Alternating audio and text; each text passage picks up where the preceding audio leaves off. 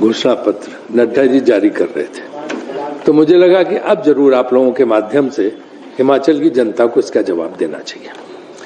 सबसे पहले तो 4 तारीख को मैनिफेस्टो जारी करने वाले थे, क्यों नहीं किया? क्या बात थी कि 4 तारीख को आपने मैनिफेस्टो क्यों नहीं जारी किया अपना? उनको किसी ने बताया कि 5 तारीख को कांग्रेस का मैनिफेस्टो आ रहा, वो देख लो, फिर उसी की नकल उतार दो। इसलिए फिर वो उन्होंने एक दिन बाद का रख लिया। इसके बाद उन्होंने नकल उसकी उतारी, कॉपी की है, और उसी में से पॉइंट उठा के वो डालते गए। लेकिन वो ये भूल गए कि 2017 में भी उन्होंने एक मैनिफेस्टो जारी किया था, घोषणा पत्र जारी किया था, और 2017 के घोषणा पत्र में जो जो वादे किए थे वो कोई वादे भी पूरे नहीं किए। उन्हीं में से कई पॉइंट फिर से इसमें डाल दिए। तो 2017 के अपने घोषणा पत्र की नकल कर दी, कांग्रेस के घोषणा पत्र की नकल कर दी, और हो गया उनका घोषणा पत्र। इसीलिए शायद उनका घोषणा पत्र इतना बड़ा सा रह गया। कांग्रेस ने जो वादा किया वो घोषणा पत्र देखो, जिसमें सारी चीजें हैं, इनका घोषणा पत्र इतना बड़ा कि जो है उसको इनको लागू नहीं करना है, क्योंकि कुछ लागू तो करना नहीं, ना 17 वाला लागू किया, ना ये इनको आज वाला लागू करना है, सिर्फ गुमराह करना है। 5 साल पहले जो आपने कहा था प्रदेश की जनता को, कम से कम उसको तो लागू करते। उसमें भी देखो लिखा हुआ है, पॉइंट नंबर बताओ कि कितने नंबर है कि सारे सड़कों को गांव तक जोड़ेंगे। कुछ नहीं जोड़ा, इसमें भी फिर वही लिख दिया कि उनको जोड़ेंगे गांव से। और तो और सबसे बड़ी बात है कि ओपीएस लागू करने की कोई घोषणा नहीं हुई। सरकारी कर्मचारियों के लिए कोई रियायत की सहायता की कोई बात नहीं हुई। ओपीएस जो सबसे बड़ा पॉइंट है यहाँ पे, ओल्ड पेंशन स्कीम, उसका जिक्र तक उन लोगों ने नहीं किया है। और ऐसे तमाम विषय हैं, जैसे उनके 2017 के मैनिफेस्टो को उठाइए, उसमें लिखा है स्टार्टअप फंड बनाने का। कोई स्टार्टअप फंड उन्होंने नहीं बनाया उसमें। और इसमें भी कांग्रेस को देखा स्टार्टअप फंड वाला 680 करोड़ का, तो बोले जी मैं भी बनाता हूं स्टार्टअप फंड। तुमने 5 साल क्यों नहीं बनाया स्टार्टअप फंड?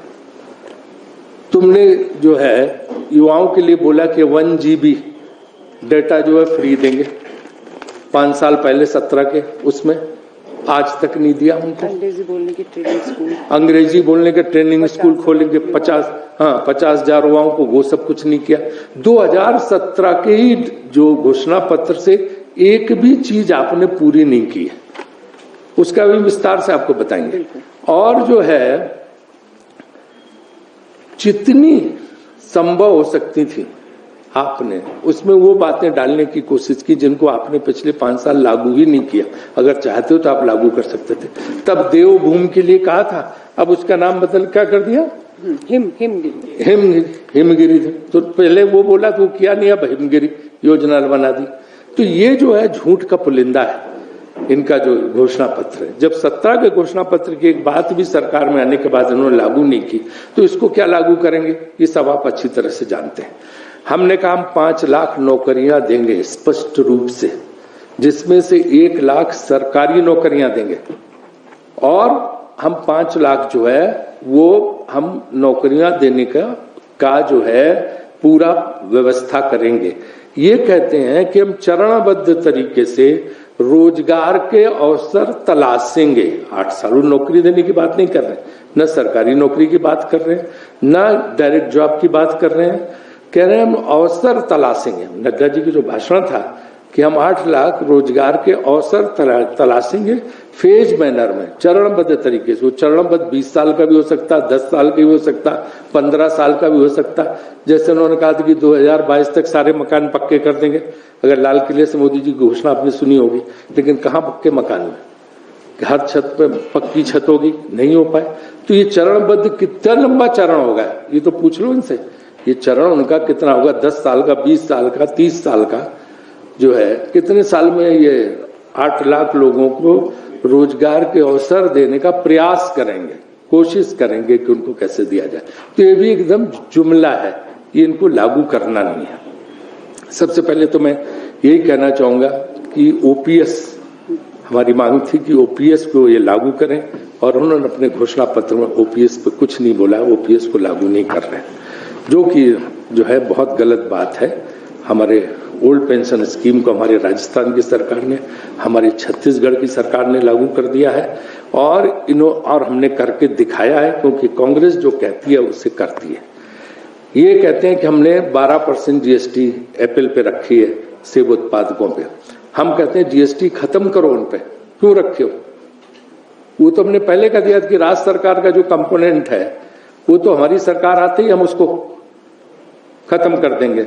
लेकिन हम कहते हैं जीएसटी भी जो कृषि उत्पादक हैं, जो सेब उगाने वाले, उनको जीएसटी रखी क्यों? आप उस जीएसटी को खत्म करिए। आप क्यों नहीं खत्म कर रहे? जीएसटी का सरलीकरण करिए ताकि लोगों को उसका लाभ मिल सके। वहां पे वो सब भी इन्होंने कुछ नहीं किया। तो किसी भी वर्ग के लिए इनके मैनिफेस्टो में कोई बातें नहीं है। यूनिफॉर्म सिविल कोड लागू करेंगे। अरे भाई किसने रोका? आपने उत्तराखंड में भी घोषणा की थी, 1 साल हो गया अभी तक नहीं लागू किया। वहां यूनिफॉर्म सिविल कोड बगल में नहीं लागू किया, किसी राज्य में नहीं लागू किया, लेकिन बातें कर रहे हैं और कहते हैं कि अगर वक्त की जमीन पर कोई अवैध गाय तो बिल्कुल हटाओ। हम तो स्वागत करेंगे कि अगर किसी की भी ने भी अवैध जमीन पर कब्जा किया, कुछ बनाया,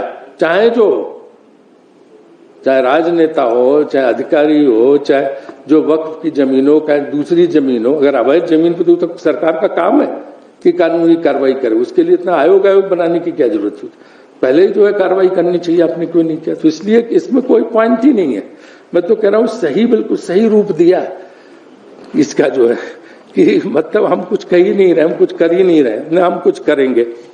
तो इसलिए इनका घोषणा पत्र जो है, जो कुछ भी है झूठ का पुलिंदा है। जो 2017 का घोषणा पत्र तो इससे लंबा चौड़ा था इनका, वो देखो भरा हुआ, देखो ये 3-3 पेज का था। उस